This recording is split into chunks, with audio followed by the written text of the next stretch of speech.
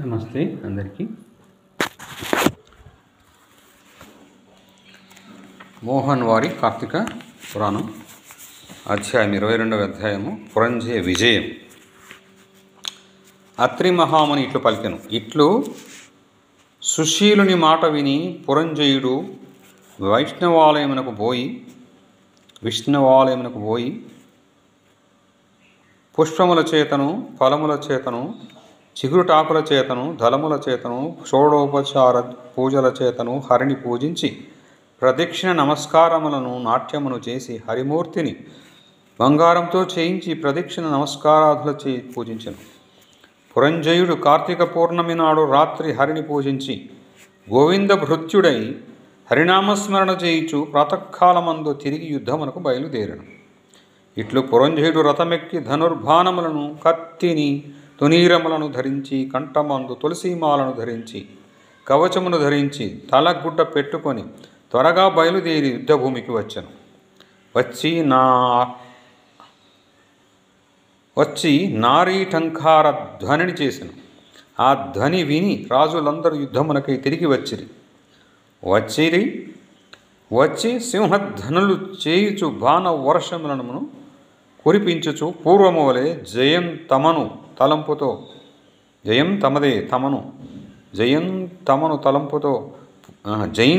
తలంపుతో పురంజయునిపైకి ధుమికిరి. పిమ్మట పరస్పరము పిడుగుల వంటి బాణములతోనూ, వజ్రముల వంటి కత్తులతోనూ, ఐరావతము వంటి ఏనుగులతోనూ, ఆకాశమునకు ఎగురు గుర్రములతోనూ, త్వరగా నడిచే రథములతోనూ అన్యోన్య జయ కాంక్షతో భయంకరమైన సంకుల యుద్ధము చేసిరి. ఆ యుద్ధమునందు రాజులందరూ మదములడిగి గుర్రములు హతములై, ఏనుగులు ధరణి కూలి, బాణ శరాసనములు జారిపడి, కవచములు జీర్ణములై, అంగములు ఖండితములై, రథ గజ సాది పదాతులు నశించెను. పురంజయుని భటులు సైతము మమ్ములను రక్షించుడు అని ప్రార్థించుచుండిరి.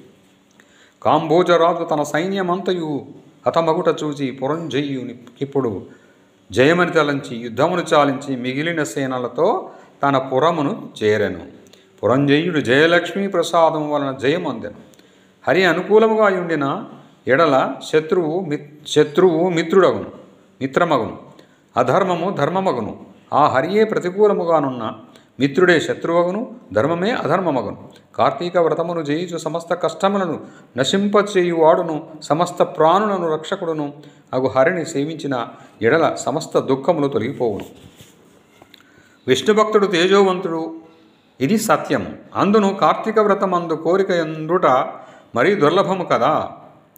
కలియుగమందు హరిభక్తులై కార్తీక వ్రత పరాయణులైన వారు శుద్ధ వైష్ణవులని తెలుసుకొనవలను. కార్తీక వ్రతమును చేయించు హరిభక్తి కలిగిన శూద్రులు కూడా వైష్ణవోత్తములు అనబడుదురు. బ్రాహ్మణులై వేదములు చదివినను హరిభక్తి లేనివారు శూద్ర సమానులగుదురు.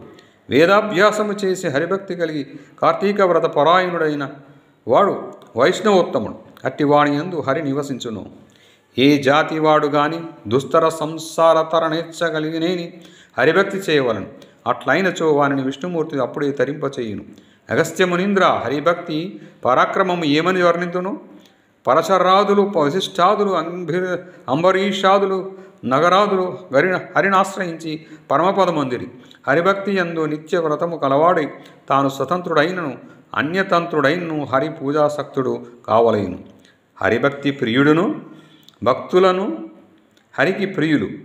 హరిభక్తి ప్రియుడును భక్తులను హరికి ప్రియులు. హరి తన భక్తులకు ఐహిక ముష్టిక సుఖములనిచ్చి కాపాడును.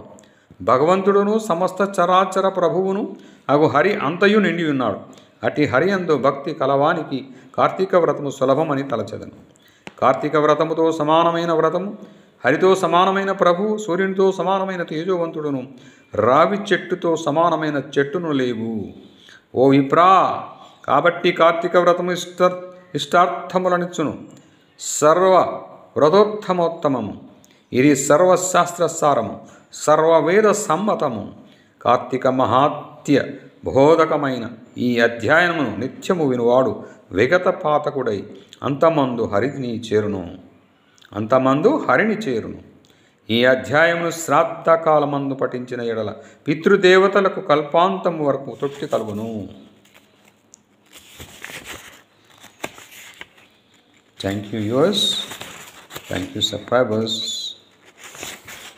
Thank you one and all. మీ నెరమేటి జయప్రకాష్.